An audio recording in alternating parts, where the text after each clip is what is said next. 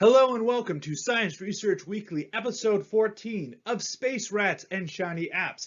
Get ready for space rodent microbiomes, 100-year biobatteries, huge hot exoplanets, reasons why your shiny app failed, and ways to use statistics to get funding.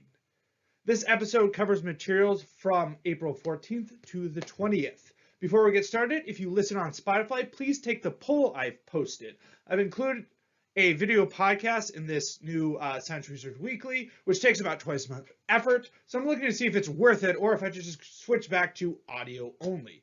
Okay, with that out of the way, let's get started. 3 articles today. The first is specific host metabolite and gut microbiome alterations are associated with bone loss during spaceflight. So researchers found that bone loss in rats from NASA's Rodent Research 5 mission had elevated members of their gut microbiome, namely Lactobacillus marinus and Duria species, which produces metabolites that may interact with bone remodeling procedures. Next, we have moisture-enabled germination of heat-activated bacillus endospores for rapid and practical bioelectricity generation towards portable, storable, battery-powered biobatteries. Try saying that 5 times fast. Anyways, researchers create a small-scale battery-like microbial fuel cell that activates when exposed to air moisture. It has high electrical performance compared to normal microbial fuel cells and a potential shelf life of a century.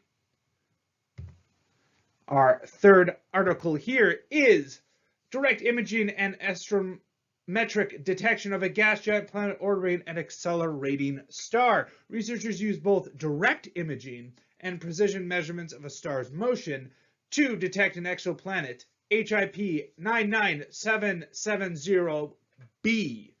The planet is a giant hot Jupiter type. All right, then let's switch over to research tools. Issue 10 from volume 106 of the Journal of Statistical Software is available. Application of equal local levels to improve QQ-plot. Testing bands with R packages QQ-conf. So any R package that improves QQ-plots is an approach I can get behind. Moving along, Rick Wicklund at the Do Loop shows the joys of using sets in SAS. Meanwhile, the analysis factor lays down the details of the Mann-Whitney U-test. If you need a non-parametric explanation. It's also known as the Wilcoxon-Rank sum test. Moving along here, new CRAN packages are as follows that you might want to check out. GLMMselect, Bayesian model selection for generalized linear mixed models.